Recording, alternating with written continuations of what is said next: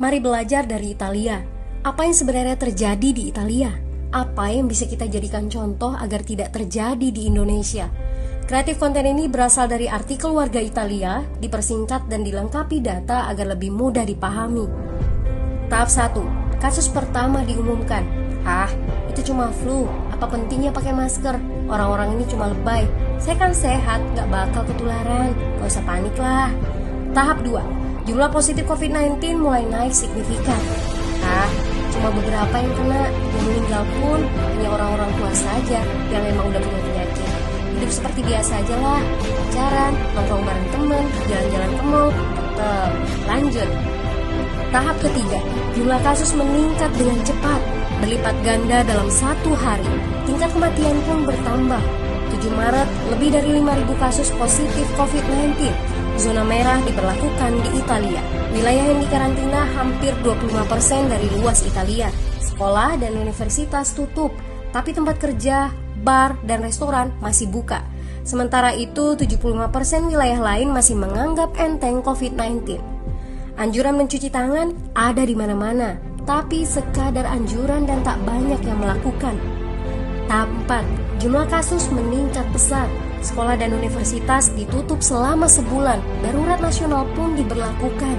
Rumah sakit menambah kapasitas, seluruh kamar dibersihkan untuk memberi ruang bagi pasien COVID-19. Tapi tak ada cukup dokter dan perawat.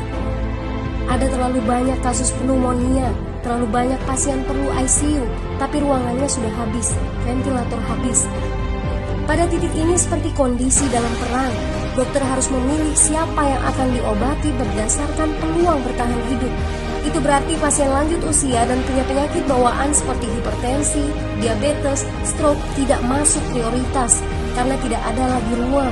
Sistem layanan kesehatan seketika runtuh. Tahap 5, 9 Maret mencapai lebih dari 9.000 kasus. Seluruh kota Italia lockdown. Orang-orang bisa pergi hanya untuk keperluan darurat dan dalam pengawasan ketat. Semua bisnis masih dibuka karena jika tidak, ekonomi akan runtuh. Itu kebijakan pemerintah. Mulai ada ketakutan, orang-orang mulai memakai masker dan sarung tangan. Tapi tetap saja, ada anak-anak yang merasa jagoan, masih ingin uji nyali. Pergi ke restoran rame-rame, hangout bareng, minum-minum dan lain sebagainya.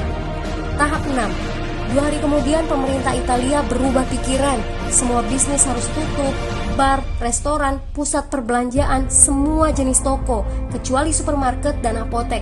Penyebabnya, karena dalam sehari yang positif bertambah lebih dari 2.000 kasus. Penduduk yang mau keluar rumah harus mendapat surat izin. Surat izin ini didapatkan dari pos pemeriksaan polisi yang disebar di berbagai lingkungan. Yang melanggar bisa kena denda 3,3 juta rupiah.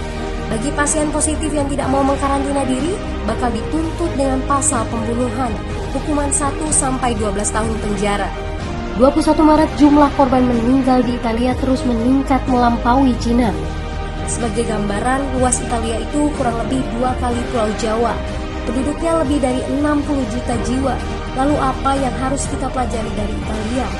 Yuk, mulai dari diri sendiri, mulai dari di rumah aja. Jaga kebersihan lalu isolasi diri dan keluarga. Tidak keluar rumah kecuali sangat penting. Ini saatnya memulai solidaritas. Yang mampu harus mulai membantu yang tidak mampu. Ini adalah bentuk usaha dan doa kita semua. Semoga badai corona ini segera berlalu. Mari memulai kekompakan dengan membagikan informasi ini. Di rumah aja, mari belajar dari Italia.